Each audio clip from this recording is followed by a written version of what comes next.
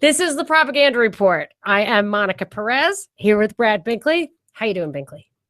I'm good. I'm going to turn my camera off because I think it's slowing down the connection. Me too. Good still. Okay, great. I'm glad you're good. Glad you're happy. How are you? How was your 4th of July? Well, I was afraid you were going to ask that. Uh-oh. I went to a really wonderful 4th of July party held by really good people who I respect and like, and who treat me with respect, even though I am so many standard deviations away from the mean. Lesser folks snub me, and these people are always super, super respectful. I really like them. They're very patriotic, and I have always been very patriotic. My father was a vet. My brother was a vet. I just always love this country. I love what it stands for. I defend the Constitution and the Bill of Rights, even though I'm an Articles of Confederation gal. So they're reading the Declaration of Independence, which I love. They're doing like at the party. They're doing that. Yes, they had like a little microphone set up, and wow, were they dressed up in big hair wigs and old time clothing? No, but there was a little girl. So this is from my kids' school where everybody has like 10 kids. It's might as well be Amish. Very fertile parents. It's very Catholic, and so one big family was saying a poem, hats off to the flag or something. Hats off, the flag is passing by. And their little 6-year-old had a dress that had like wing type sleeves that when she opened her hands, she was a giant flag. So wow, it was awesome. It was really great. And my son, who has Down syndrome, got a lot of the trivia questions right, which was amazing to me. But awesome. it was great. But my son, who does not have Down syndrome, looks over at me and said, "You don't buy any of this, right?" I said, "No." What? I go, the guy held up his Constitution, one of the speakers, he said, "You should have one of these." And my husband said to me, he's like, "Don't you have two?" I said, "Yeah, where are his tabs? Where are all the little dog ears? What kind of a Constitution is that? It's not even written on." So I'm there, but the Constitution, you have to have one, and it has to be worn out from so many times referencing. You have to correct it.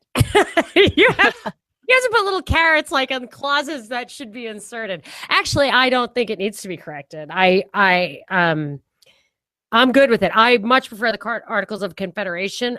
For one reason is that it didn't allow the government to tax the federal government to collect taxes, which would have prevented all of this from happening. But where they lose me, these people and so many patriots and conservatives, Republicans, they absolutely, one of the things they did was salute veterans and active military for their service in the here and now, defending this country.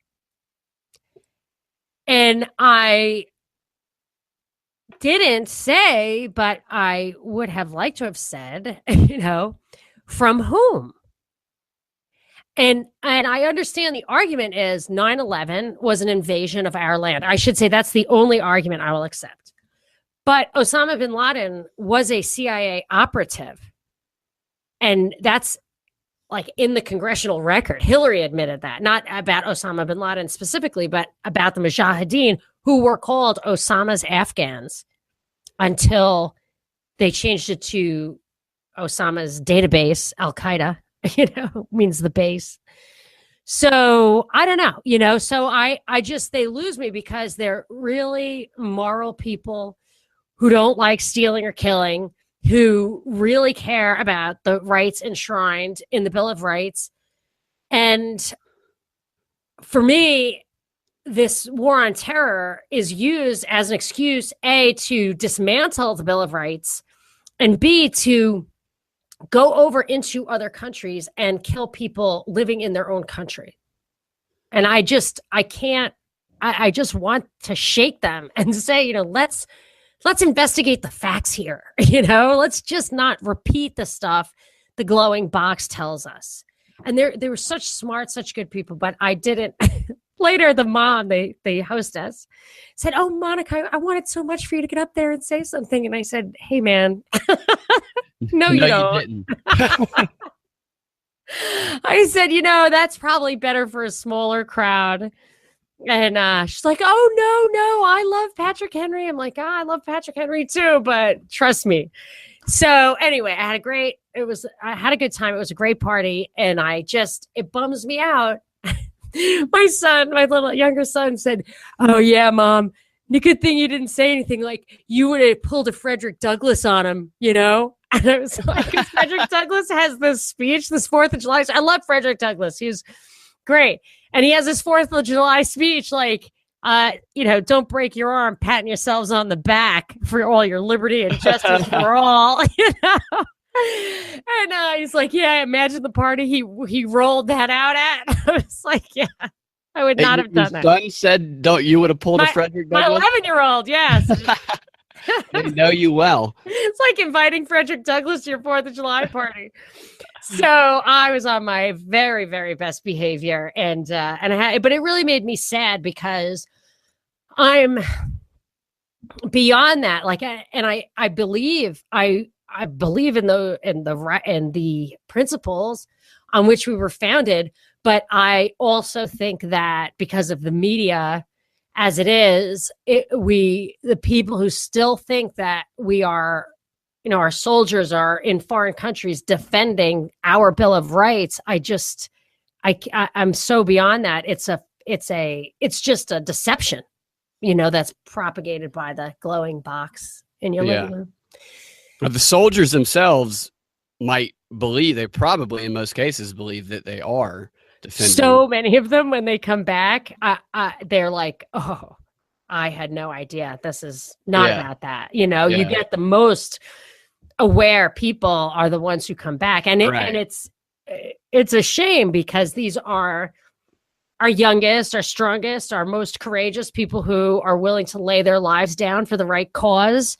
Right. And then they do, and they lose life and limb and all that. And I weep. I weep for them. I honestly shed real tears for them because it's such a waste. It actually does more harm than good in the interest of what they think they're defending, because they use the danger that they create by having an unstable system, by bombing other countries, by creating refugees, by spreading terrorism. They then use those as an excuse to take our rights away here at home. These are the war aims, that they get. It talks about this a lot. Harold Lasswell does in Propaganda Techniques in World War.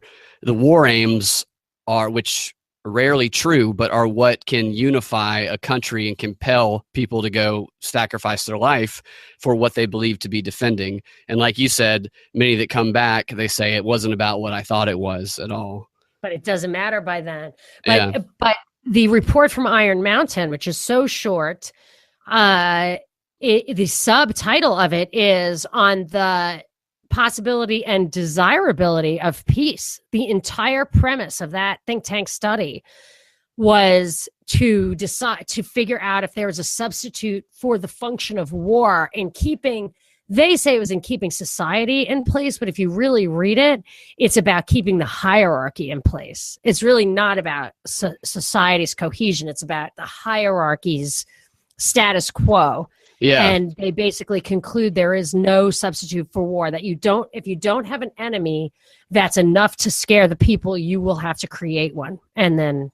Exactly. My favorite thing about the report from Iron Mountain is if you tell somebody about it who has been patterned to reject anything but the main story, the official story, they'll say, "Oh, it's been debunked. That thing was a hoax." I'm like, "Oh, okay. It was a hoax that is basically played out exactly." Yes. I mean, how can you call that a hoax? You know what I did? You and I are compiling, as you know, but listeners might not know, a couple of book lists.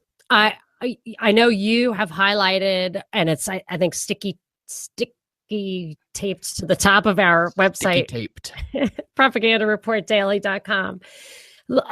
These big books that not large in size, but like these powerful books that we talk about a lot on the show, that list, other recommendations and reviews I've done. And then I've been compiling a list of stuff of the books that I've come upon in my readings and research and stuff that I have read or want to read or I think are important to know are out there. So I'm doing a list like that. And one of the things is, so I have the report from Iron Mountain. I've bolded on my list like 5 or 6 out of 150 books I have up there already.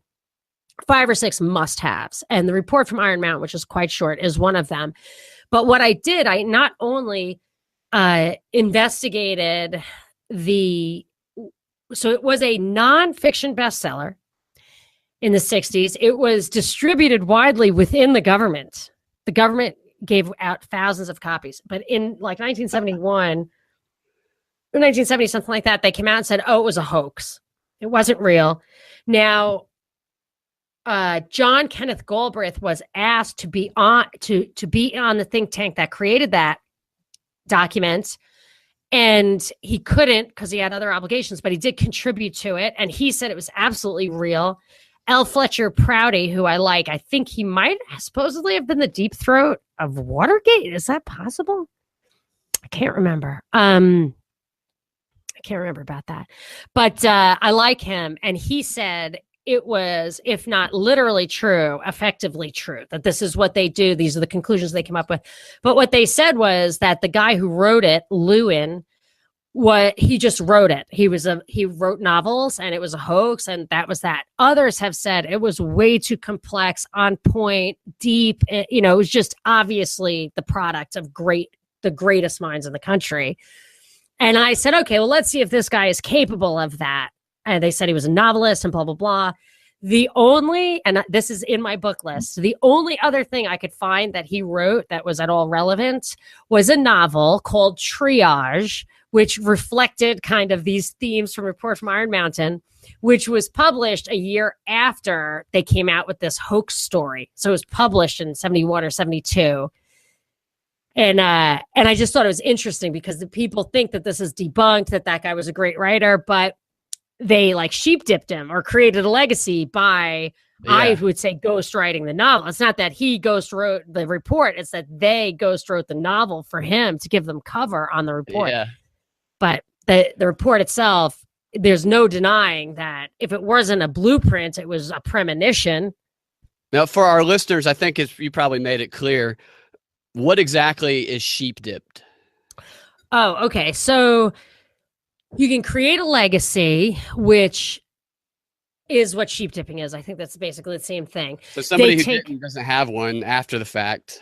Yeah, so they'll take it and they'll create a background for a person, or like literally sheep dipping is taking a sheep and dipping it in this stuff, then all the bugs fall out. And then you have a sheep without bugs. So if you sheep dip them, like you kind of expunge all of the telltale signs from their history that would demonstrate this wasn't true. So I don't know, I guess if this guy had been a think tank member and they expunged his record of that and gave him a legacy of writing novels, I would call that sheep dipping. I might have to look it up to see if I'm okay. It's kind of like also whitewashing the internet of people's information when they don't, or maybe a president's information. Yeah, whitewashing, Rickrolling. Rickroll. Do you know what Rickroll is? To Rickroll. What's a Rickroll? Sounds like a wrestling move. Rickroll, I think, was the name of this video. The guy who was in this video, but for a while there. So like Michelle Obama's Whitey video and this Rick Perry video, I remember from when he was running for governor in Texas. They had this video of him getting stopped by a cop and saying, "Do you know who I am? Do you know who I am?" He was going like 110. And he's just totally big time. You're all over the place. So when he was running for president, I was looking for that because I remembered it from when I lived in Texas. And it was totally like halfway through the video, Rick Roll, this music video pops up. And that's what they do. So that you have this video that has like 5 million hits on it. And it's this music video. And that was true for the Michelle Obama Whitey comment. Do you remember that one? I remember that, but a music video came up. So if you go to YouTube and try to get right Michelle Obama Whitey, you'll see a video that comes up with, maybe it's gone by now, but that has 5 million hits on it. You're like, obviously that's the one, right? And when you pull it up, it's like what happened to me the other day with that immigration thing where I linked to an actual video on Fox News. I took the embed thing. I knew they were going to scrub it, so I got the actual URL source, the embed link, and when you link to it, it's a different video. So they went in on a basic level and swapped out the video with leaving the link the same. And I think that's how they did it. They do Rickrolling. They just take out whatever the video they don't like and they put this music video in. It's so weird because it's always the same music video. It's like some weird cultish phenomenon. Really? Yes, it was very strange. It was now that you don't know about it makes me worried that I'm not getting it right. But I remember experiencing it many times. And we used to say, oh, I got Rickrolled. I like that term. Rickroll. Yeah, it's good. It's some, but that's the name of the guy, Rickroll. Yeah. I don't know. I could be wrong. What the heck do I know? But so yeah, the same people who will say that book is debunked, the report on Iron Mountain, will turn right around and then they'll cite 1984 as something, which is like, well, wait a minute, you just said one is not credible because you say it's a hoax, but then you just cite what you believe to be a fiction book. Yes, and which was, by the way, written by military intelligence. I know, yeah, and they do that. Like that's the thing with Edward Snowden. When Edward Snowden came out, I knew immediately. He told us in that interview at his first 10 minutes of fame, he said, my worst fear is that nothing will change. I'm not here to tell you the answer. I'm just here to start the conversation. I just want to talk about the trade-off between security. All that stuff was and I voted for Ron Paul. Like everything he was saying was completely wrong. He was only there to get us to get used to this. And that's what this stuff is for. It's just to put the idea in our minds so that we're not shocked by the reality of it. The theory of it, when it's not too dangerous, when it's not in your face, the theory of it is enough to just carve. I think it's the idiot, or what is it? It's can't be the idiot. It's that, is it Dostoevsky? Starts out with the opening lines of Von Ilyich, maybe, that man is a creature who can get used to anything, and that may be the very best way to define him. Absolutely. And that's what this stuff is for. Cultural conditioning is, they seed stuff like that subtly and surely, and it starts to become part of the conversation, kind of like world government versus nationalism has become a predominant part of the conversation. A couple of years ago, people didn't, if you said the word globalism or world government, people would think you're crazy, but now it's part of the everyday conversation. Same thing with a story that a headline that I just noticed, and I read through the story. Canadian baby given health card without sex designation. A Canadian baby has been issued a health document that doesn't specify male or female, and what the campaigners are claiming is the world's first. So we've been culturally conditioned to accept this moment right here as not being just outrageous. What? Yes. It's total. To me, it's obviously the next step. But what do you think is behind all of this? Like, what do you think is behind this gender neutralization? Is it simply a matter of people say that when you have overpopulation, which I don't think we have, but when you have overpopulation, you want to turn to non-productive sex, and that's what is the underlying motive? Because obviously this is like a hugely political thing. Is it to just make everything subjective? Nothing can be objectively true. Like, what do you personally think this is all about? I think part of it is population control. I think that's definitely part of it. I think another part of it is that these types of values are progressive world government values. So anybody who feels like they identify with them is going to be, I think, pretty much automatically anti right wing and anti middle of the road a lot too. I think this gets people by committing to this value. They essentially are committing to way progressivism, world government values. Well, you just prompted me to think of one of the books I put in that book list was the Karl Popper uh, open society books, which is what George Soros is his. And I wrote in my blurb about these books what that open society thing is, and I think it's on point here. I'm in Open Society it might be .org, but Open Society is one of Soros's foundations that you. Yes. I but it comes from this guy, 1962 book called The Open Society and Its Enemies. And it talks about, I think I just pulled this off a wiki though. Popper saw the open society as standing on a historical continuum reaching from the organic, tribal, or closed society through the open society marked by a critical attitude to tradition, up to the abstract or depersonalized society, lacking all face-to-face interaction transactions. Seems redundant to me, but so the idea is to depersonalize society, like to make it like, it seems to me it negates not only the family, it starts by negating the tribe, the family, even to the point where it seems to want to negate the individual or any interactions whatsoever, which I guess if, do you think it's easy to say it undermines the gender neutrality, whatever, undermines the family because the family is kind of the basis of these gender roles. But some argue that it allows for family bonds in new relationships that are becoming acceptable, that are inevitable, that are there anyway. By allowing them to have family bonds, you kind of renew this respect for the family.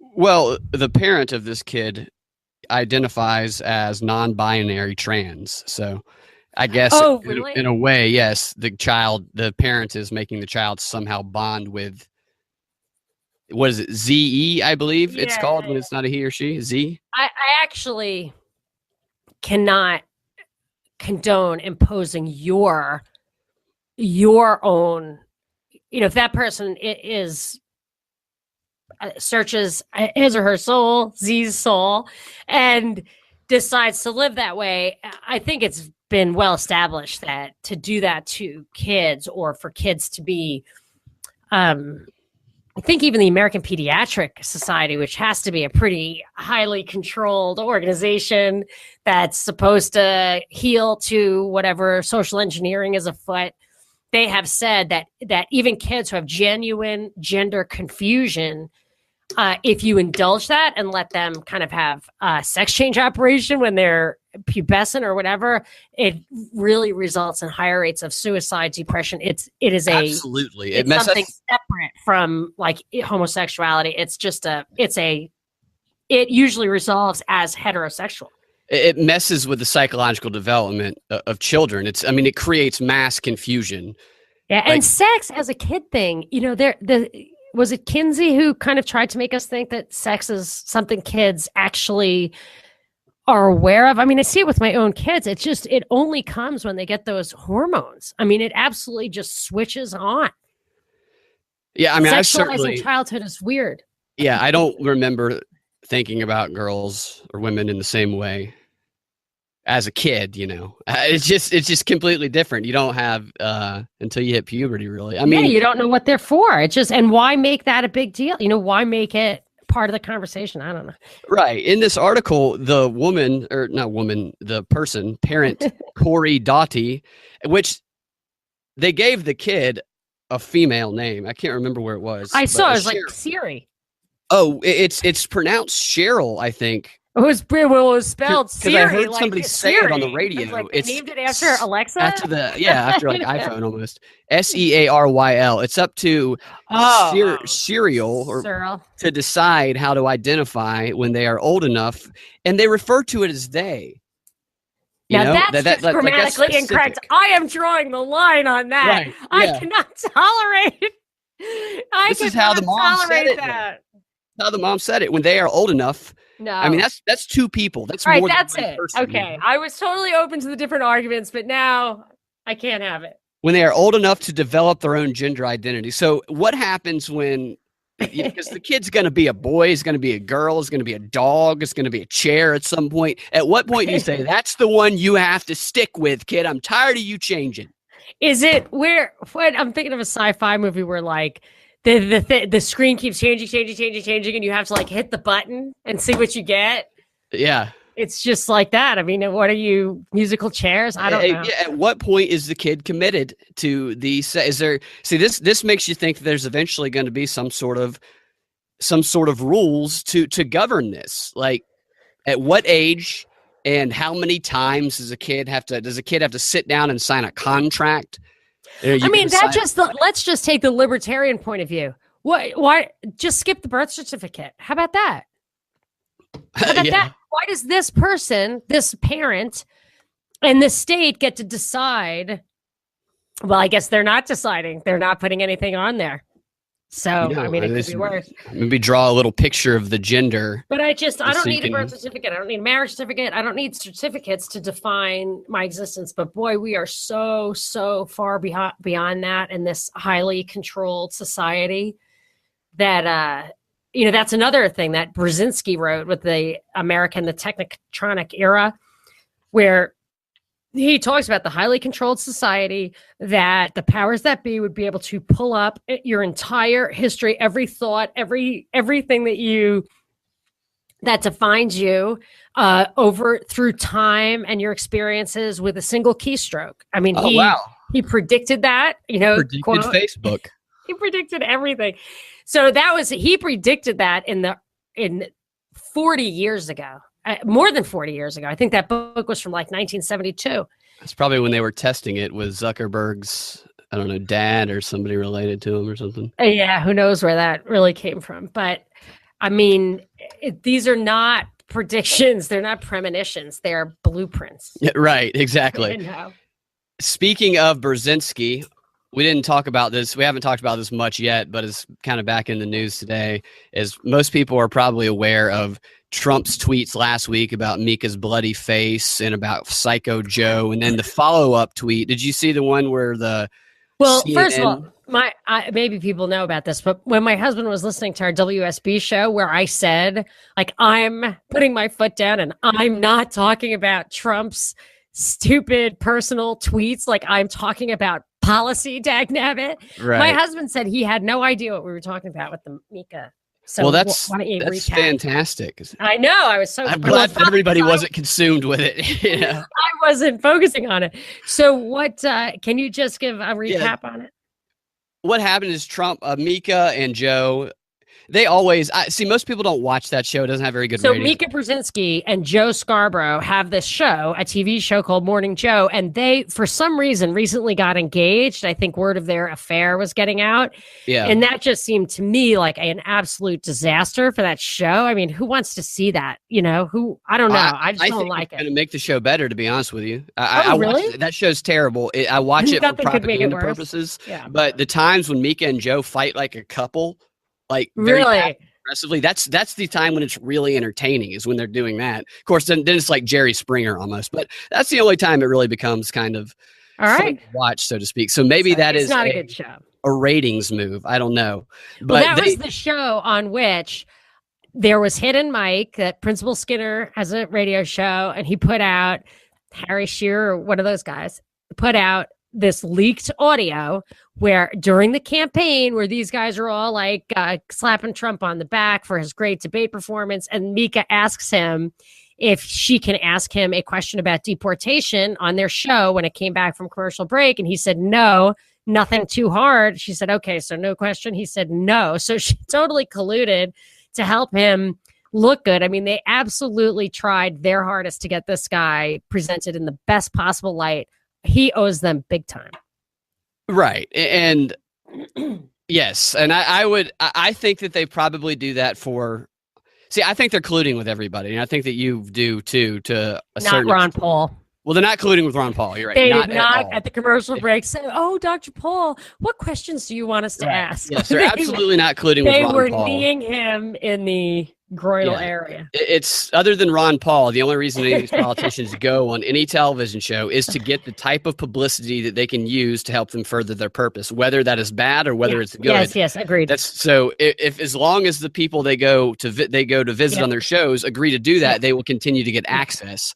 I believe that one of the things that they don't want to lose their access. One of the things that what's his name, the guy who writes about the education system, we've talked about him a lot. John Taylor Gatto. Yes, he talks about one of the things that they study in some of these private or some of these really expensive colleges and private education boarding schools is how to gain access to places, is like access to power, which is I think very interesting. That's what a great thing to know how to do. What an incredible skill to learn from the time you're a kid into the time you're adult, is how to get access into powerful people and to powerful institutions.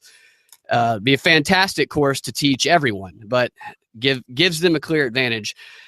Anyway, basically they bash Trump all the time. They call him a fascist. They do whatever. It's all drama. They're just trying to be a part of the drama so they can get ratings. All this stuff does is it diverts attention away from any of the complicated stuff or the policy issues that they can go do all that stuff behind closed doors while the public focuses on, was Mika's chin actually bleeding or not? Yeah. So what, I actually don't know what was who threw the first punch? Mika tweeted something about Trump's hands, and I mean the first punch you could argue has been going on for months, because every time you turn that show on, Mika just saying personal, tacky, irrelevant personal things. Yeah, Mika is pretty. I can't stand it. She does that all the time. So it's not, if we're looking at it from a distance, and where I'm assuming that they both, this helped both of them. This little instance, definitely. I think it was Trump's wedding present to them. Right. They might have talked to each other. Yeah. This is a guy who wrote a book about how two things are great. Any PR, it doesn't matter if it's good or bad. Right. And if it's presented as being real instead of an ad, then it's much more powerful. Absolutely. So she said he has small hands, and he said she got a facelift. Yeah, and he tweeted the thing about her having blood on her face. Okay, facelift. When she went to his Christmas party at his house in Mar-a-Lago, or like some party in December, I mean, that there was a picture snuck out, which Corey wrote something about, this Truth Dar boy who I put on this article on our website, Propaganda Report Daily, that they were there. It was like a grainy photo from far away, but they were totally partying with those guys, and it made it look very chummy. So I feel like part of his tweet saying she bloodied up my party, and I don't even know why she came. I hate her, whatever. Seemed like just a way to make it not seem so just gloss over the fact that she was at his party. Right. He was making it look like they were it was them who were trying to get access to him. And he was like, her face was bloody. No, I told him no. And then they made it sound like it was him trying to get them to come over. And then they actually even accused him of blackmail at one point, saying that the Trump White House was calling them, saying that we can get this thing that the National Enquirer is going to release about your affairs. We can get it removed if you just stop talking bad about me. That is so ridiculous, by the way. The president has a way. Just say nice things about me. I'll kill this story at the Enquirer. That is so ridiculous. And he's probably, did he respond to it the way he responded to the Comey thing? Comey said, "Oh, he demanded my loyalty," and Trump says, "That's not how I demand loyalty. I do something a little different." It was like, what? His answer was different. I don't know how he was weird, and it makes it sound like that is something I would do, but it isn't what I did. But the thing is, the story never published that they're referring to. So how could he be blackmailing? Well, maybe it worked. Maybe it worked. Maybe they backed off. Maybe this was part of it. I don't know. But then the story there became, because for one evening, we found out that Trump is, some people already knew this, that Trump was friends with the guy who runs the National Enquirer, whose last name is Pecker. Oh, so I seriously, I watched CNN for like 10 minutes after this story broke, and it was like, Trump's Pecker threatened Mika, just stuff like that. Like, they're saying these innuendos that are just clearly they literally dug that guy up just to use his. I sometimes wonder about Anthony Weiner, if they just like made him a rising star just so they could exploit his... One of them was like, Trump and Pecker tightly bonded. I'm like, oh my gosh, give me a break. They've been intertwined for years. So what the are you kidding me? I did see one of those. And okay, so that's basically the whole thing that happened. Then Trump, who always doubles down, always people get outraged. Media gets outraged. What does Trump do? He doubles down. He does that same thing every single time. Now, his double down this time was he tweeted again saying that Joe is basically calling Joe stupid or whatever. And then he tweeted out, somebody put a CNN GIF, like a CNN logo over the head of Vince McMahon. Like we've talked about him doing the WWE wrestling. And not Trump, whose face got blotted out with a CNN logo. Yeah, it was. Yeah, and Trump was beating up CNN, so that was the thing. That's what led to this whole thing that people are talking about today, where okay, it's violence, it's outrage. I want to get back to the Mika thing, though. Are you finished with that? I want to get back to that, but first, let's talk about this. Yeah. I mean, like that's not even what I'm concerned with. I just want to point out a couple ratings things. Oh yes, okay. Hold on though, before you move on from the. Okay, so there was this. This is the thing that's driving me crazy. So last week on the WSB show. It's a radio show where people call in. So you want to talk about what people are already talking about, or they don't have the nerve, it takes a lot to get people to call. You want them to be interested in it, think they understand it, whatever, want to talk about it. So you can't make it a lecture or podcast. So you want to talk about what's in the news. It's just the way it works. And I'm fine with it. But last week I just couldn't do it. I mean, what people were talking about was this tweet about me, the Band-Aid on Mika's chin. I mean, I just couldn't do it this week. So, I mean, I've reached the end of my limits. And then I talked about something deep, that libertarians, have different viewpoints on immigration and I didn't like Kate's law that was passed last week by the House and all that kind of stuff. Like there was nuances. I get absolutely viciously brutalized on Twitter. I would, no matter what position I came out on, I would have been. But if you stick to this like goofy light stuff, there's no, you get no headache. So it's a pity. But this week, I think I'm going to have the same problem because I just opened Fox News to see what's I consider that the fluff, what's the fluffy stuff that's going on. And the entire, my laptop screen is completely full of this story. Extremely unethical, it says. Critics say CNN may have committed crime with, quote, threat to meme creator. And there's a picture of Ted Cruz. I don't know why. There's one, because two, he's three. The one arguing that what they did is they threatened an individual. CNN threatened an individual citizen. All right. So there's 3, 6, 7, 8 headlines next to it. Cruz warns network on threat to out meme maker. Fallout over President Trump's CNN body slam video tweet. 20-year-old woman gets hateful tweets for cleaning Trump's Hollywood star. CNN accused of blackmailing man who created Trump GIF or GIF? Whatever. I don't Graphic. know. GIF. Trump's Twitter smackdown of CNN, his most retweeted post. Donald Trump and the WWE, a history. Oh, thanks, guys. I've been talking about that for years. Like, if you wanted to get rid of Trump, just play some of those videos. Have you seen the other guys? Dems mocked for slogan pitches. I don't know what that one is. So 1, 2, 3, 4, 5, 6. The 6 headlines is about a tweet of a GIF or GIF, whatever, of like a 1-second video of a guy, McMahon or Trump, I don't even know who it is, with a CNN logo as a head in a wrestling situation. So Trump beating up CNN is it? So the story is he's promoting violence. That's the story from CNN's side. Okay, but as a logo head, it's not a real person. How about all the WWE stuff that they were actually doing? I mean, they're just ignoring that aspect of the whole story. It's just so stupid. But the fact that this is everything that's here, like the entire, my screen is full of this. I'm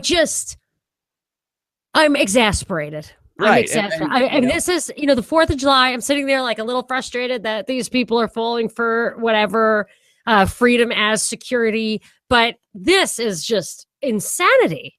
I mean, it's how you get people to not ask questions, like critical questions about the North Korea thing, about Syria, about the Russia relation, not the Russia collusion, about the relationships, Right. the He's going to see complex Putin set this of week. relationships. This is how you prevent people from spending any critical thought time on the more serious issues. You have to answer this question. I used to be an investment banker, and literally, like, if there was something that made me not good at it, it's that I could not read the newspaper, even like the Wall Street Journal or whatever. To me, it was BS to me since the day I was born. My father would be like, this stuff, these are socialist rags. I was like, but this one's Republican. It's like, it's a socialist rag. Like, okay. I was actually forbidden in my school on Tuesdays. They used to have the New York Times, had the Science Times on Tuesday.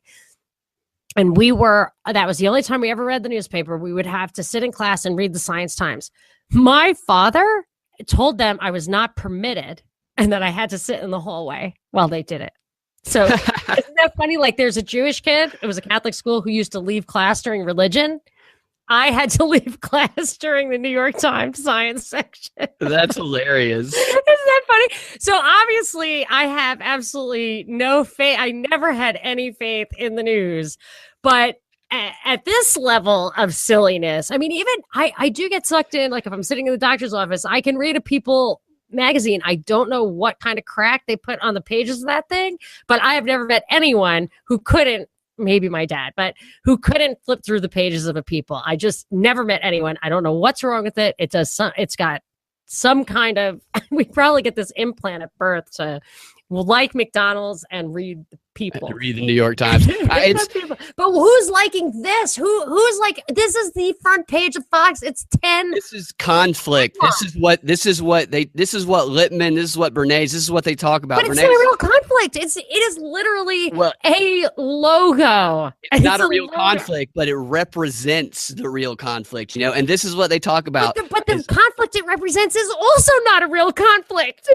Yeah. And you know, once you dig down deep into the rabbit hole, people start to see that. But at the surface, as stupid as it is, one side is the enemy, the other side is the good guy, and Trump is the good guy on one side, he's the enemy on the other. And the whole thing with the Lippmann and Bernays and everybody who's ever, you know, been part of these propaganda organizations, the thing is, we have to take sides. That's Bernays' quote exactly. We have to take sides. We have to step into the ring. We have to identify with one simple representation of good, and we have to identify one simple representation of evil, and we have to participate through the side that we identify with. So the way that we get our bloodlust out, so to speak, is to you know, point and say, haha, CNN's a loser, haha, Trump is a devil, or it's like, and that's how they hit these stereotypes that we've been. That could explain why I always get a terribly hard time with the immigration topic, because it's super complex, and I totally respect and understand both sides of the argument from a libertarian perspective. You can either say, I will take any freedom I can get. You always have to defend every single marginal freedom, even no matter what. So you can have a totally unfree society, a welfare state, a warfare state, a tax state, whatever. The border can be, you know, open borders is just one way. Like they're saying people can get in, but you can't get out. You try to get out and take your money with you, they keep your money.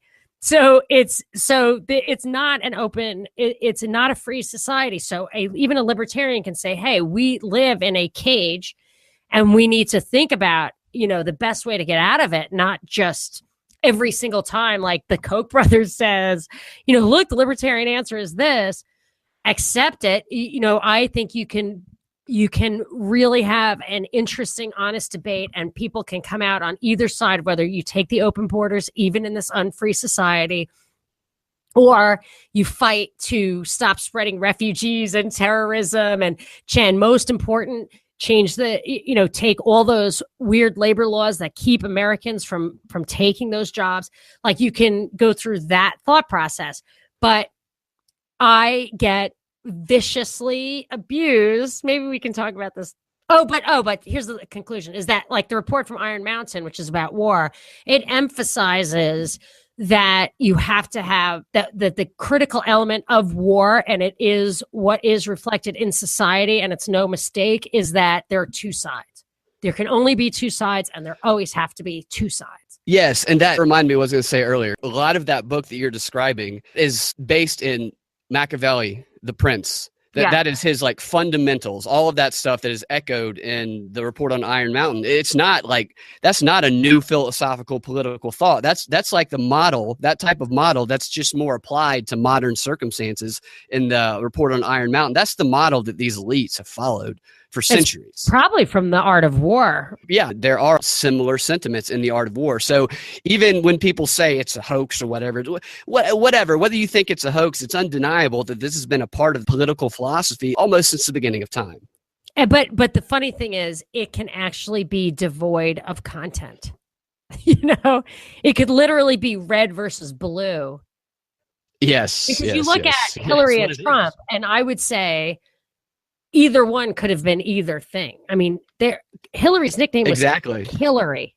She could have been red or blue. This takes us back to the CNN story. Their political gender was not assigned at birth, so they are fluid. That's fantastic. Yes.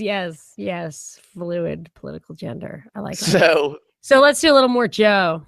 Okay, yeah. The only thing I have left with it's against my principles to talk about this, though, right? Well, I told you the other day, this is like that propaganda at the surface. So we can talk about it as a way, we're dissecting it or analyzing it, helping remove that. I feel like I'm getting sucked in. But I think that. My only point is, like, I tweeted right after this happened, and this isn't any, keen insight or anything. I think it's pretty obvious. We talk about it all the time, but this benefits both of them. Immediately, you see the story, and both of them benefit from this because Trump, he gets to control what people are talking about again, which means we're talking about something else. And for Mika and Joe, who have terrible ratings, it's going to make their ratings go up. And so I followed up on that, and I found out from, I believe it was Nielsen ratings, Morning Joe's ratings were up nearly 70% from the quarterly average on Friday, which is the day after, which is the day they came and gave their retort to what Trump tweeted about them. To me, they didn't go on their vacation because they had to come back to Morning Joe. Yeah, they were going to go. I think it might have even been part of their honeymoon, if I recall. But we didn't go on our vacation to do this. We came back. Oh my gosh, ratings up 70%, and that doesn't. How do even people not see that? It's so stupid. They didn't go on their vacation, which may or may not ever have actually existed. They were number one. You can't. I can't. It's the best thing to happen to them. Of course, I did tweet at one point, even though I was trying to avoid this subject, that it was the greatest PR stunt I've in my memory, and that it was probably wedding present. Absolutely, I'm not the only person who thought of that. Though, people right. And I encourage anybody. I doubt we have anybody who's way left listening. But Mika, I mean, it couldn't have been better for them too. Mika and Joe were the darlings of the news for about 3 or 4 days. Oh, and still kind of are today. And Joe with his colored history. With Psycho Joe, with dead intern found in his office Joe.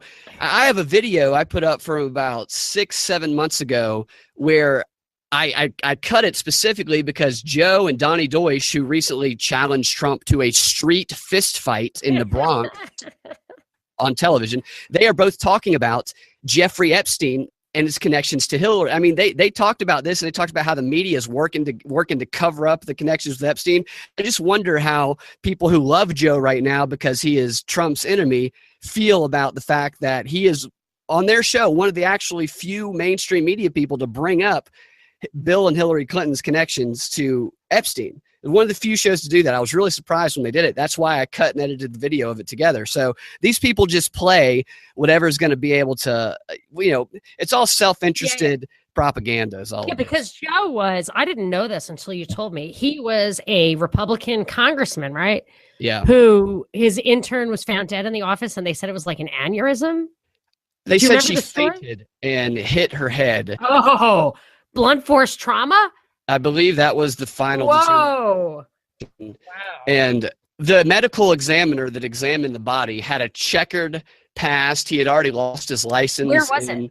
Really? It was in Florida where this happened. I think he had already lost his license. I can't remember the state. It might have been Colorado because he had given the wrong cause of death previously. in another case. And I believe he lost his license again a few years after this. So the guy who determined the cause of death, very shady guy. And Joe came out and said that this woman had a history of like amnesia or not amnesia of epilepsy, of falling down, and that she had health problems, which turned out not to be true.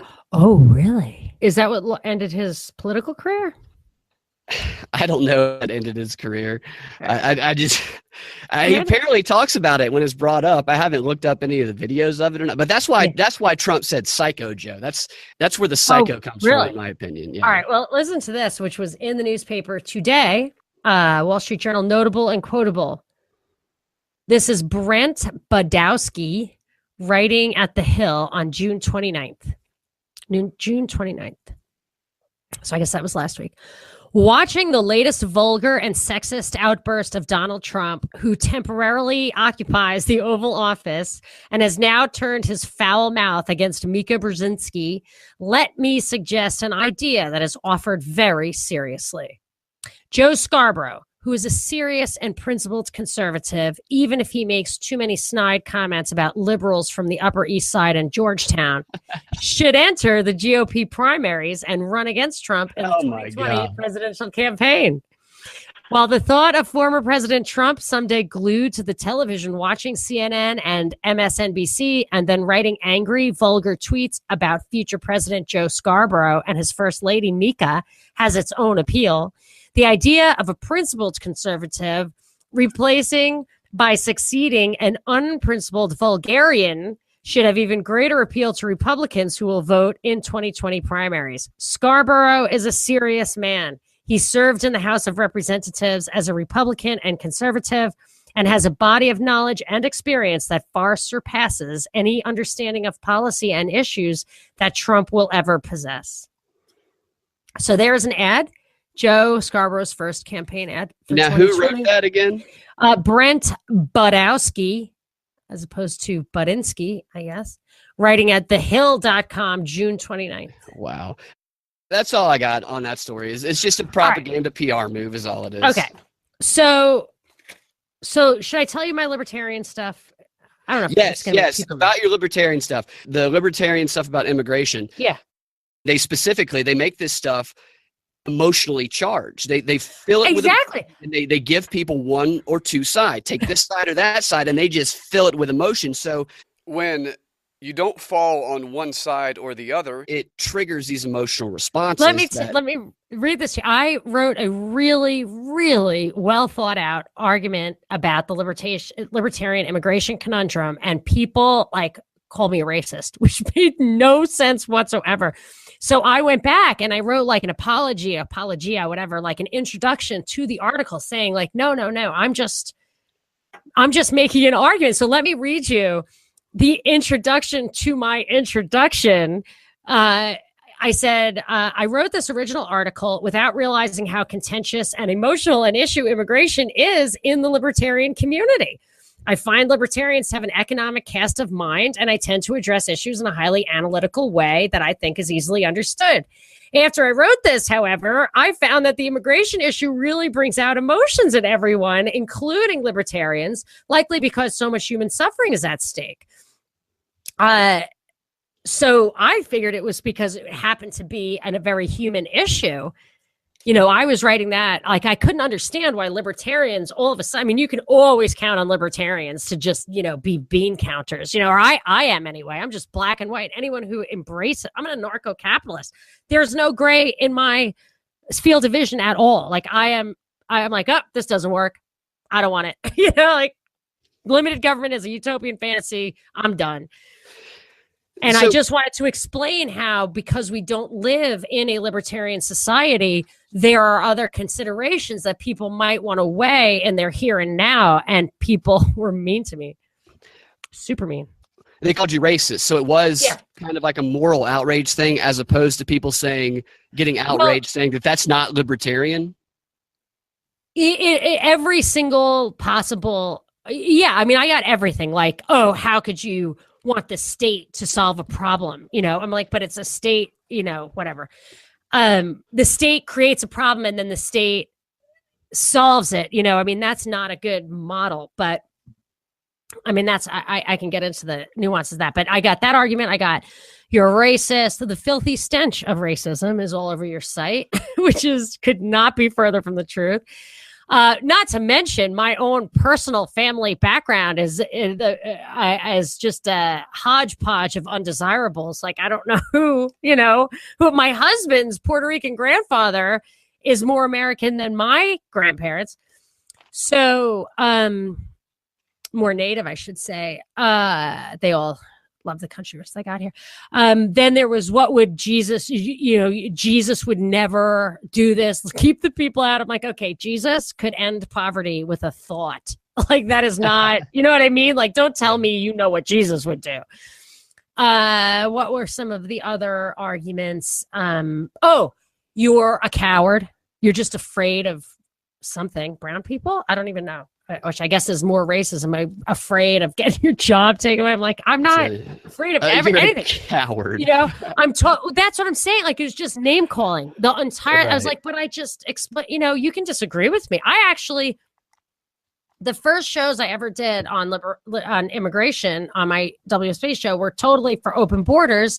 And you can find tons of books that talk about lower crime rates. They're harder workers. There for years, it used to be this way anyway, for like 10 years, they can't get welfare or anything, but they have to pay taxes. I mean, in a free society, it's exactly what you want. And if demographics and technology change the makeup of the country and draw people in, it's awesome. It's great. I love it. I love everything about the diversity. I love the whole darn thing. Then I saw, and I still love it. I mean, there's no period, just period. However, I believe that the powers that be, I have a book on my desk called Coercive Engineered Migration, that it is absolutely a fact that governments use migration, the world government guys, they use migration in order to achieve their world government purposes in several ways. And it plays into their goals. So this isn't natural migration. It's blowing up countries. It's blowing up our labor market. It's actually hiring non-governmental organizations to take huge groups of people from one country where their village got blown up and putting it in middle America. These aren't people who want to come here. They're not people who are interested in integrating. It's people who are forced here because we blew up their country, which isn't good for them. It's not good for their country. It's not good for us. It's not natural or organic. And I feel like to just go to the mat for open borders without actually discussing how that allows governments to weaponize people is, it's a little shallow that you actually have to go through. So I have like my 4 points if you want to hear them.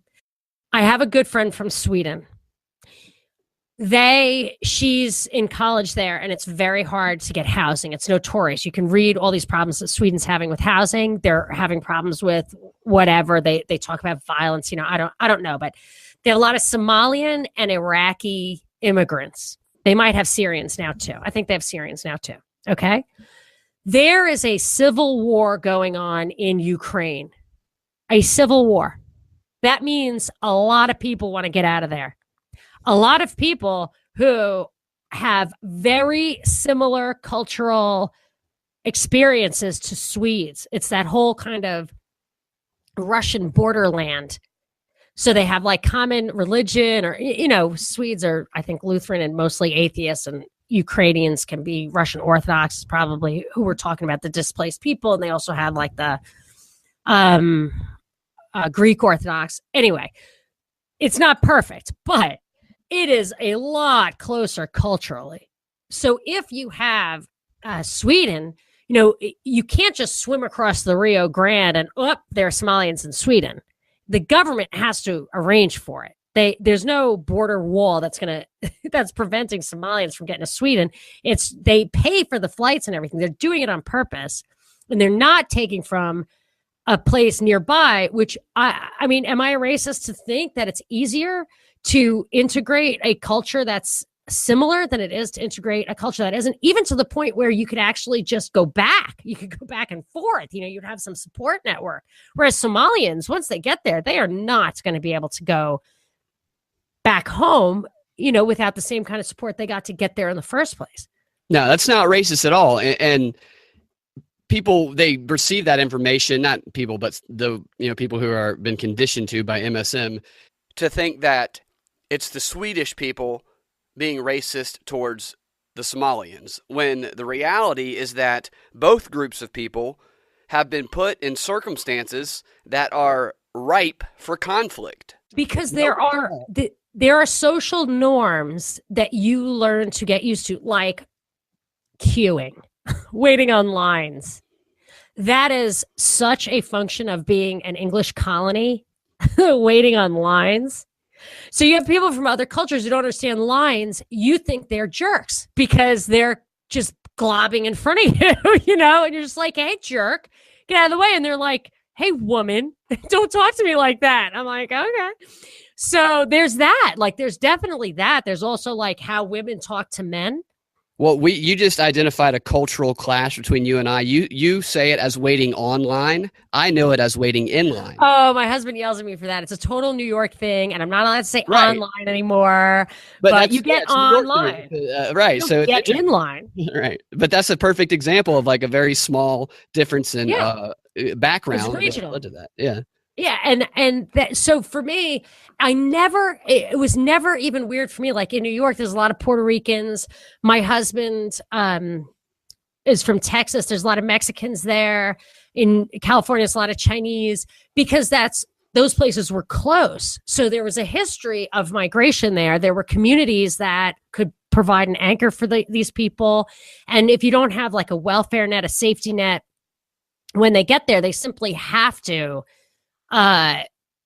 dress, in a conforming way, speak English, contribute economically. And I'm not a conformist. I actually don't care about that. But by engaging economically, Uber is a great example.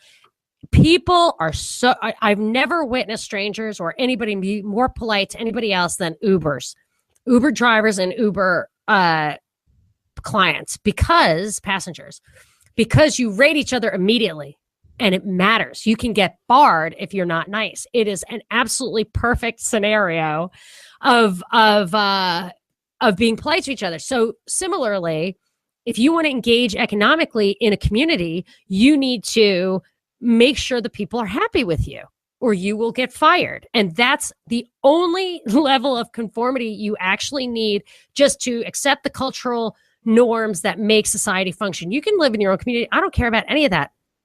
My point is simply that in a completely free society, an organic society, where you come there because you reject your own society, you prefer this society. That's the underlying premise here anyway, is not that I'm a racist, I want you to speak English. You're coming here to engage, presumably in a free society, to engage economically. How does that work? You speak the same language and you have the same rules about waiting in line and all that stuff, so that things can move quickly and efficiently and with prosperity. So one of my arguments is that the welfare state has that problem where it keeps people generation after generation from engaging economically. And that's when you have these pockets of hate in Europe, like in Denmark, whatever, where you can come in and start on welfare, and then your kids are born into welfare. And then you have these communities that don't even speak the language ever. And then they are resented by this host community that's been paying for them. And then they develop contempt for each other. So that's the artificial nature of the welfare state creates a problem. What is the libertarian perspective on immigration? Is there a standard agreed upon? Well, here's the basic thing that I have had to, I do reject it. And it's kind of like the tax thing. Grover Norquist says all Republicans must sign this pledge to never vote on a tax increase. But what it should have said is never vote on a spending increase. So, and Ron Paul has a rule never to vote for a tax increase and always to vote for every tax cut. But for me, when you allow that, the debt goes up and it disconnects the spending from the paying. And I don't go for that. I think there should be a balanced budget, and that every time you spend money, the taxes should go up, and people pretty quickly would stop the spending. So I'm not one of those people who says, which I think even the great Murray Rothbard said, always, always, always vote for the thing that increases freedom. And with the immigration things, people interpret that to mean open borders, that letting people in is the answer. But for me, there's another problem that I think ultimately it reduces liberty because of this that we're seeing in South Africa right now. Okay, and that's because of a lot of the forced conflict that you were just describing. No, that's not my point. That's not the point I'm making. The point I'm making is, if you, and I'm not worried about Mexico, I'm worried about Canada in this regard. If you bring in people who are socialists, have a socialist history, or are very uneducated, or can't understand whatever, they're not going to understand the source of the prosperity. And if you tie, which we do here, it makes me crazy, the right to work and travel is the libertarian position. Every individual has a right to work and travel. And any country in the world, any person I want to get a job from, I should be able to get that. No government should be able to stop me. And that's the truth. And that is the libertarian position. However, in this country, for what reason, I don't know, it's totally subversive in my opinion, they tie the right to work and travel to citizenship and the right to vote, where there's no reason for that. There's absolutely no reason for that. Voting is a way to subvert our rights, and you bring people in there who don't even understand the importance of the rights in the prosperity. So South Africa ended apartheid, and everybody's happy. There was this They ended a what? Apartheid. Apartheid in South Africa was when white people had rights that black people did not have. So South Africa, the city, the state, country, whatever, was like an oasis of white people in a black continent. And it was overtly racist, or South Africans will tell you it was tribal. And it was, people boycotted them and they ended it. So when the other tribes basically came in, it looks to me they did not really understand the source of the prosperity. So racism or non-racism, whatever, wasn't really the source of the prosperity. The source of the prosperity was capitalism and property rights. I don't know much about South Africa, but I just know the source of any prosperity is capitalism and property rights. So now South Africa just announced they might redistribute land or, nationalize people's property and stuff like that because they're having crises. Because they went in and they didn't understand the source of the prosperity were these basic economic principles. And they thought it was exploitation, which it may have been in many ways. There might have been slave type relationships or exploitive wage relationships, whatever. But you have to understand the things that actually allow wealth to accumulate and motivate people to produce. So if you have people come in, so Justin Amash is a congressman. He's the only Republican who voted against these two immigration laws. And I agree with him. These immigration laws are not right. Kate's law, which increases prison time for illegal immigrants. I do not want to support them for 25 years in U.S. jails. So I don't like that one. And the other one is no sanctuary for criminals, which makes local governments,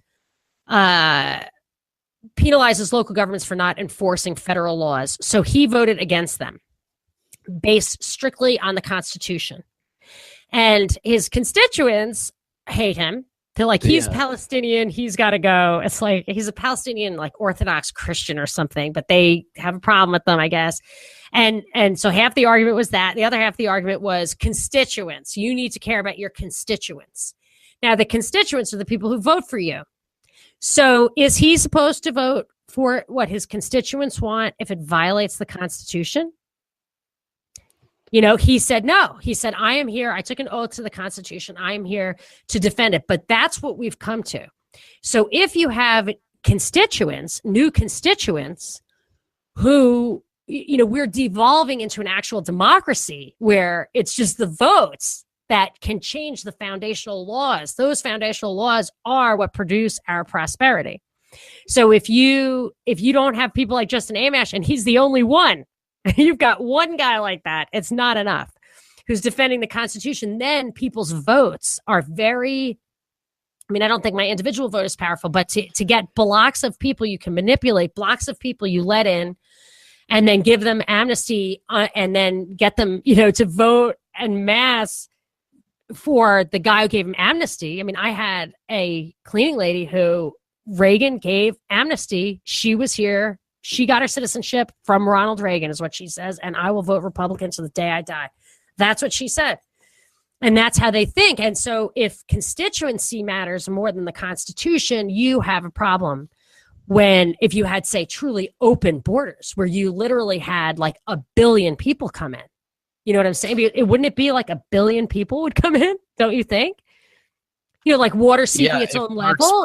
If word spread, they could get in. Yeah, it would. Yeah, any place that has lower per capita income would, and if they, I am absolutely open to suffering the consequences of being a less efficient, less hard worker. However, we have other screwed up things that create that vacuum, and I'll get to that next. Do they reframe the constitutional argument to support open immigration, or are people saying the Constitution is outdated? You see what I mean? Yes. I didn't see anybody argue on the merits of his constitutional argument. I did not see that. It was all, you're bad. Yeah. You're bad. They weren't even saying the Constitution is wrong. They were saying what they usually say. I've had plenty of arguments like that. What they usually say is, in the very end, if you really push them, whether they're Republican or Democrat, they will say, this is too important. It's too urgent. Don't split hairs about the Constitution. We got to stop the, radicals or whatever. But that's crazy to me. That's what because they're scared.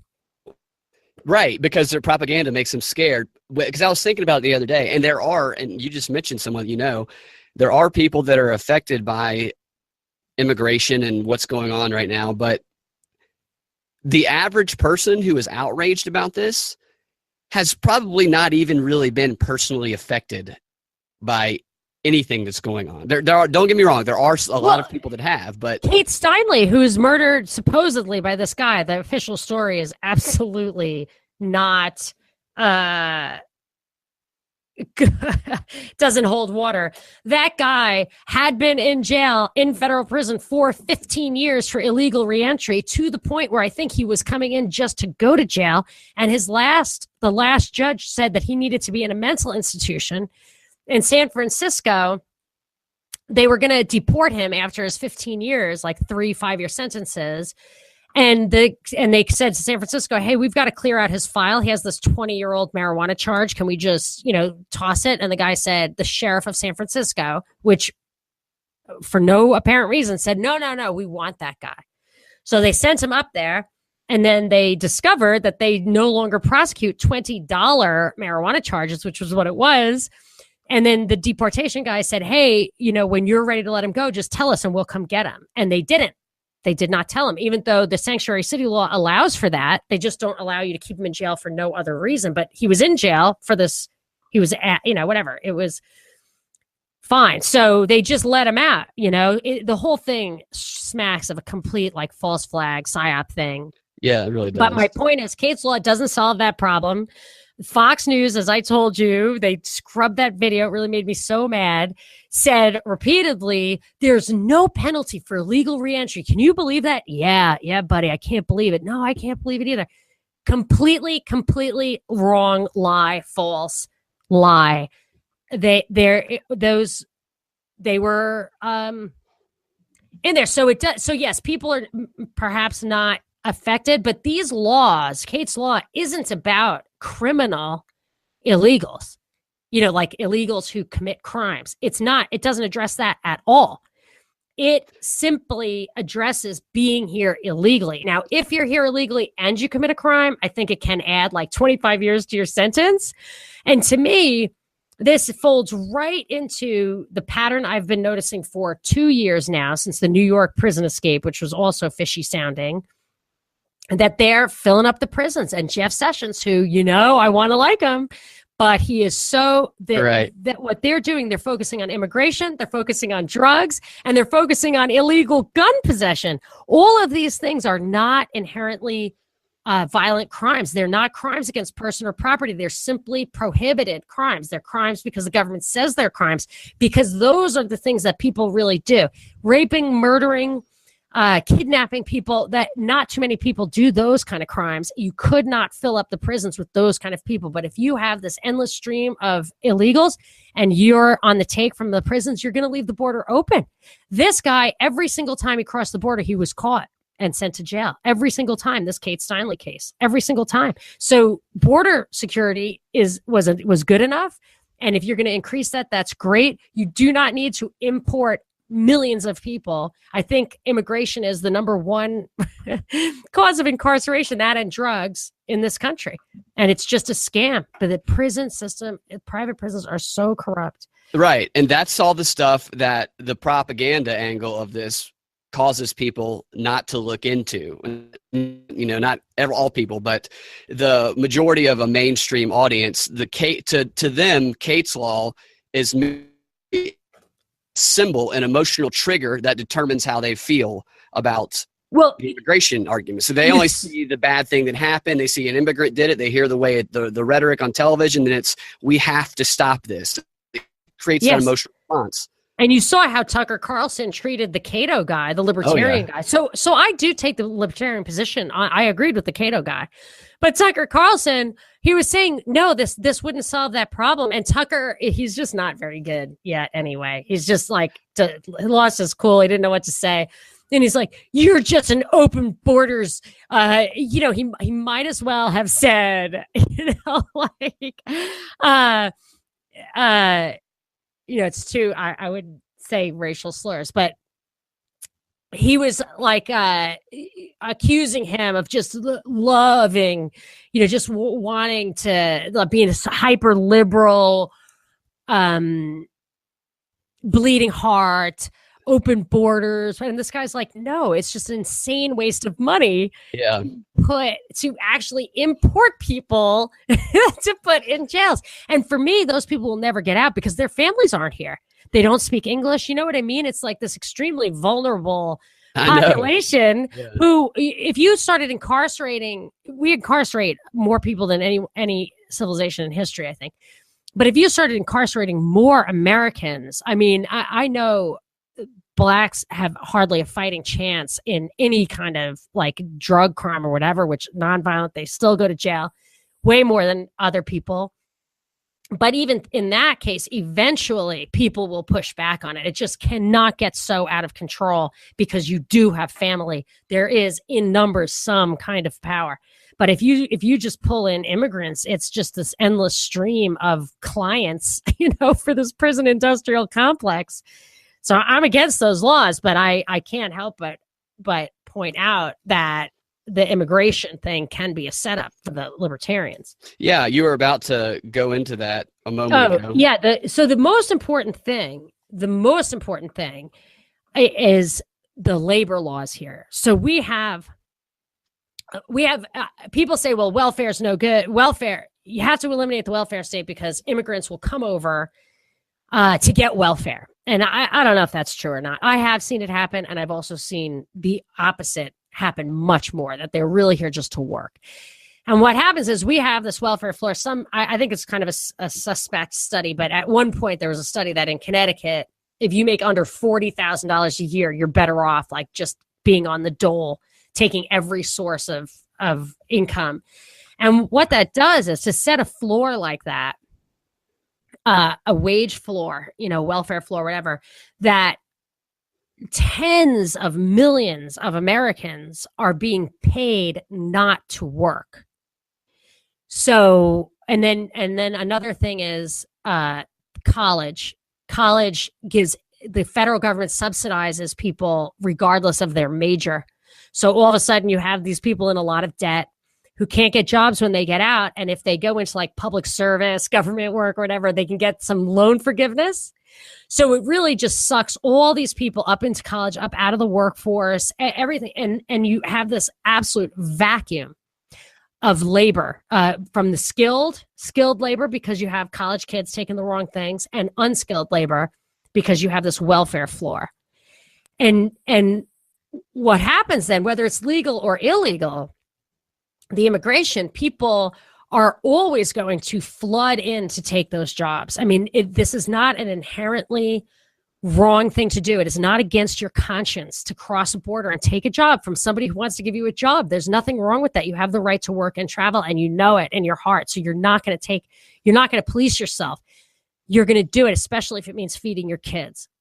So if you have this labor problem, if you have this labor vacuum, you create this sucking sound, of people from, not just south of the border, north of the border, across the oceans, coming in to take all of these jobs that if we simply had a free market for labor and education, a free market, not free, not free college, not that, a free market for labor and education, you would, Americans would take those jobs. It would relieve our welfare burden. And then if technology changes or demographics change and you need people from other countries, you would get them. It would be a natural, organic rate of immigration, except for, and this is my next point. You ready? The suspense is killing me. Well, you cut out there for a second. Okay, so the problem, the reason that alone, that would, in my opinion, solve the problem. But because there just wouldn't be enough work for people. Free labor and education market would solve the problem? A free market for labor and education would solve the problem, because people would come over and there wouldn't be work for them, and then they would go. So one of my great-grandparents did come over, and then he went back. He left my grandmother in an orphanage, and he went back. I don't know why he went back, culture, or I don't know why. But he went back, and he left your grandmother at an orphanage? Yes. So he and his wife came over from Damascus, Syria. They were Orthodox Christians or Coptic Christians, something like that. Now, who was this? My father's mother, her parents. I thought you said that your grandfather left your grandmother at an orphanage and then came no, over. my great-grandfather. My great-grandfather. So my great-grandmother was pregnant, and she died in childbirth. Oh, wow. And then my great-grandfather, he had relatives here, like, I guess Syrian family or whatever, but they were too poor to take the baby. And I don't know what the story was. I never got the answer, but he went back. There are different stories, maybe that he died too, but I think the bottom line is that he went back, and he left my grandmother in an Irish convent. I'm not even sure it was an orphanage, but she was raised with Irish nuns. She had like a brogue. She was like this practically black girl with a brogue. And she loved them and whatever. And she had some contact What's with a brogue? Family. A brogue is that Irish, don't you know? Oh, okay. It's an Irish accent. It's a Scottish brogue, Irish brogue. So she had a brogue. And he went back though, because he didn't go on welfare. Or I don't know why. Culture clash, whatever. He went back. So basically, it wouldn't be such a desirable thing. If there's no welfare, if there's no safety net, and you come over here and there are no jobs, you're going to go back. However, it's human beings who create jobs anyway. So if they came over and they really wanted to carve out a place for themselves, they could, and they would, by definition, make this society, this country richer. And we have the land. Everybody on earth, I think, could have 1,200 square feet in Texas. There's some like crazy thing like that. We have the land. I saw Jim Mars, I believe. Say something like that. Yeah, he said he might have got it from somebody else too. But, you can't. I mean, so that's when you start with like the real libertarian open borders conversation. And I am well equipped to have that because there's no like moral reason to keep them out. You don't own land you don't own, So if you don't let them on your land, which is another thing, like if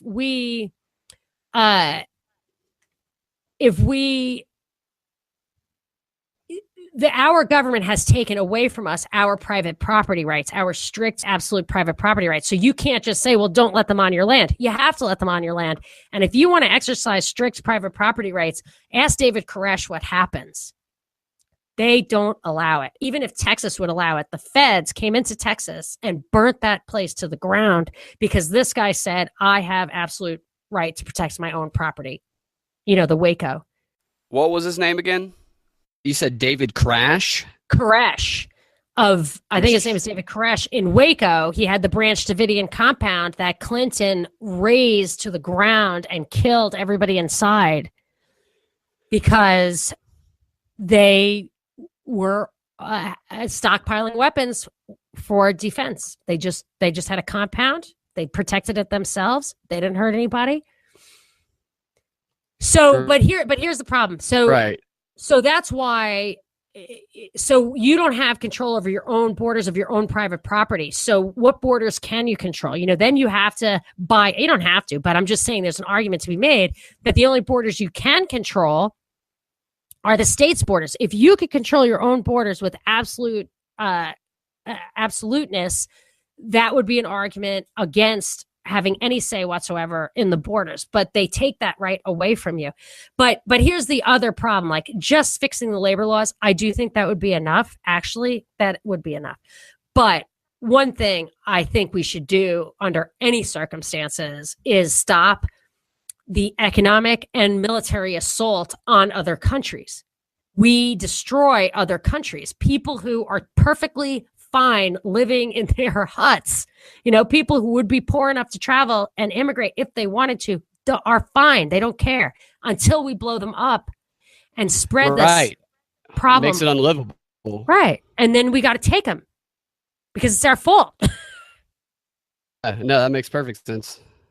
So that's another problem. Like, so if people say, do you want to close the borders? On the show on Saturday, I answered the guy's question. He said, do you believe in open borders? I said, no.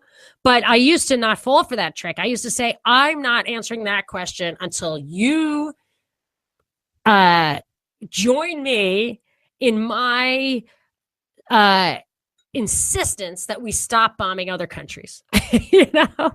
I'm not answering your question until you tell me that you will join my efforts in stopping us from bombing Syria.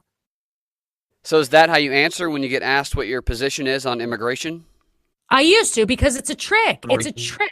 Yeah, you're right. It's a trick for libertarians to say, for them to say, are you open borders or closed borders? Like, I'm for a free society. A free society would include open borders and not bombing Syria. Yeah, so your solution to the borders question is, well, my solution is fix the labor laws, stop destroying other countries, and then no borders. Right. Is that correct? That is exactly right. And really, truly, no borders. You wouldn't need borders. I'm an anarcho-capitalist. I only want the borders of my own property. So you would like a solar paneled, big, beautiful wall around your own property. Solar power is a government invention, a government plot. That's the thing. I mean, they create these tech. Yeah, I know. Trump won it. It was his idea. It's his idea. It's a pretty good idea. We would also have to, I would like, in a free society, I don't need the Constitution or a Bill of Rights because that's self-evident in the self-evident law. Don't touch me or my stuff, which is the extent of it. So that's the law right there. Don't touch me or my stuff. And all legitimate law is an effort to tease out the subtleties of that or to resolve legitimate disputes over what's your stuff or not. So like water, you know what I mean? Like water is a funny one because do you have the right to water? You know what I mean? Is that your stuff because it runs through your land? Can the guy on the above you take it all? Like, those are real questions. The origins of private property rights is very serious, legitimate legal question, but laws that violate your stuff are totally illegitimate, and most laws do. That's very eye-opening to me. You like that? I do. I like that. Am I going to get hate mail? I'm not going to send you any hate mail. This one. I don't know about. See, I think if you're sending hate mail, then regardless of what your position is, you're being affected by propaganda because it's not a discussion. Right. Okay. Any form of hate mail is not somebody who's thinking rationally, because even if they disagree, they would be asking questions and saying, presenting a view as opposed to sending emotional responses to something. I like to answer those because I feel like there must be a lot of other people who feel the same way, and I don't want to be misunderstood, and I don't understand what I didn't say right, and blah, blah, blah, blah, blah.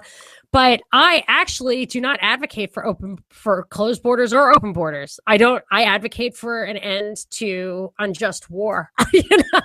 I'm not part of this. I'm not trying to. I'm just saying, I used to think open borders without caveat or whatever, but now I realize that they're using. See, that's where it all comes back to from the beginning. Anyway, these policies that I described that create these migration cycles, migration patterns are intentionally driven by policy. I mean, they actually have a robust network of non-governmental private companies that relocate entire populations into Middle America. And I personally think that is, and it's to disconnect people from their land, from their tradition, from each other. Same thing with sending your kids off to college. It's to disconnect all this stuff so that you don't have these bonds that you can use to resist an ever increasing totalitarian government. I mean, this is really a very rabbit hole. The origins of my concern is that this is part of their effort to gain power over us, and it hurts us all. It's definitely not a racial thing. Because I was talking to an African guy who said he's going to retire when he's finished being an Uber driver and go back to Africa. I think he was in Cameroon. I can't remember. And have 8 wives and a farm, and they do all the work because that's the way it is in Cameroon. Something like that. Oh, please, if you're from Cameroon, maybe I got the country wrong. It 8 was wives. Whatever. It was totally cute and funny. And I really don't know. But he was like, this was his culture. He was going to go back to. He's only 20 something. And he's going to go back when he's 40. And I said, hey, buddy, it's not going to be like that when you get back. There is a concerted effort around the world to end all cultural differences. I said, is there immigration into Cameroon? And he said, yeah. And I said, Chinese? He said, yeah, how'd you know? My husband said, how'd you know? And I was like, I don't know. But you hear a lot about about China in Africa. There's a website I look at once in a while called China in Africa. And I'm not racist against Chinese or Cameroonians. It's not that at all. It's just that I was thinking of what kind of culture clash, would come to bear. What the biggest conflict? Yeah, what could be more like a crazier sounding combination than post Mao Chinese in Cameroon, where the women are working the farms, with their hands. Yeah. I mean, it just seemed so. Well, maybe it's. I don't. It just seemed even just linguistically like they don't even have a colonial history there where people would speak French or English. I mean, it just seems so. So the point is not about America. It's not about that. It's that creating the most conflict, right? It's not. I don't think it's about. I think that there is the elements of conflict for sure, and I understand what you're saying, but I don't think. I think the more important thing, yes, conflict is important. It gets you to want and need governments for sure. Conflict, but simply pulling the safety net. So I guess it's that same old. Which thing are you more afraid of? Fiscal insecurity or physical insecurity? Yeah. But pulling out that safety net, that community and family and tradition and an understanding how to get the most out of your land or your world or your community, or, having an established track record in your family of not being people who, deceive, and if they need help, they pay it back. Those kind of the strength of the community as a way to deal with, being a human being is totally undermined by by this kind of thing, where this guy, the Cameroonian, came here, and then, you know, Chinese people are going there, and then, you know, Jim Rogers moved to China or Singapore.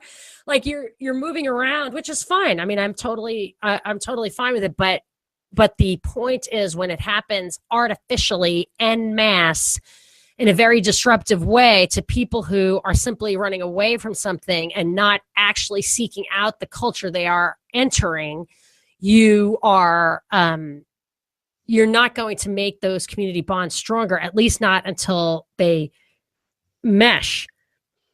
And if you don't want them to mesh, they never will mesh. So if you have like welfare communities that have never had to function economically or learn the language or anything, you are never going to have strong resistance against an overarching government in any region.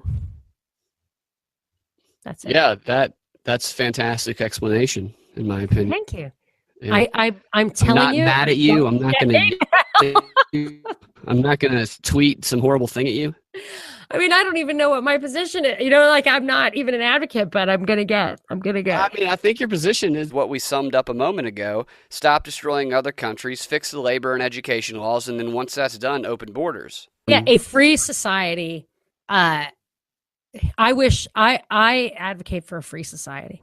Right. And that includes recognizing and honoring the right to work and travel, and does not include anyone having the right to vote my rights away. Voting is below my. I do it because I can't resist, because I can't get over that, like social conditioning. I absolutely do it, but I think it's dangerous for the people. You know, for like Justin Amash, who tried to defend the Constitution. He's probably going to get voted out of office. Oh, he's gone. You think? Yeah, when you get both sides to turn against somebody, then the person doesn't really have a chance anymore. No. And that's what Tucker Carlson, that was, see, we don't see Ron Paul on other networks as often now, so we don't get to see this as much, because Rand Paul doesn't necessarily get it like Ron Paul did. But this is what they would do with Ron Paul all the time. When I watched that Tucker Carlson video, it was like a flashback. It is, as soon as he starts into the complexities of it, then the other person, whether they're on the left or right, they both agree, at this moment we're going to attack the libertarian and not let them get their point out and pretty much silence what they're trying to say. Yeah, I have been surprised that Rand Paul gets a position on this healthcare thing. They are listening to him. Trump tweeted, repeal it and then replace it later, right after I had a meeting with Rand Paul, which is basically Rand's position. But I don't know if Rand is there just to make it look like he's getting airtime, just to make it look like there's really a debate going on. Right. Maybe that's what my existence is all about. I don't think that's the case. The last thing that these elites and their little propagandists want is for people to think critically and ask questions. They want people reacting emotionally. They want people not being able to have discussions. What you do is you promote critical thinking. You promote the questioning of things, and you give people a forum to do that, and you stimulate their thought so that people do that, in their daily lives when they're reading the news and when they're thinking about the bigger agenda. So I think actually what you do provides a pretty valuable service. Well, I did like that you think libertarians need that too sometimes, and I did get some people supporting me, I have to say. JJ, I can always count on JJ to support me in that kind of stuff, because he's capable of having a conversation. But yes, I know. I think you're right about that. I think that that's really the value, and that's great, because I think this internet open source investigation, I think that's going to dry up. I think they're going to crack down on real information. So I don't think we're going to be able to provide much, or even, you know what I mean? Even just doing research is probably not going to get us very far if they crack down, if the censorship comes down. All right. Well, was there anything else on the immigration thing? Was I clear, unclear? Did you have any? I thought it was very enlightening. Leave anything out? I thought it was very enlightening. I'm sure that there's questions that'll come up that we can address at another time. That was a good. Yes, I would be happy to address questions. All right, but that was great. Thank you for explaining that in detail. That was a joy. Thank you for bringing the Mika tweet to. I tried to avoid talking about the Mika tweet, but Mika tweet's a distraction from this other stuff, so we have to acknowledge the distraction in order to look beyond it. Yes, isn't that like a psychological theory? Like you acknowledge the feeling. Probably. Oh yes, definitely acknowledge the feeling. Release the feeling. You don't bottle it up and explode into a Twitter rage, is what people do these days. Yes. Oh my gosh, I'm so not suited to the modern to modern discourse. I am absolutely not suited to it at all. But you know what? Maybe that'll bring something to the table. Let's see. So, my dear, thank you so much. That was super fun, and I have no idea what episode this is, but it's been a good episode, and we will be back soon. Thank you very much. This is Monica Perez. Goodbye, Brad Binkley. See you later.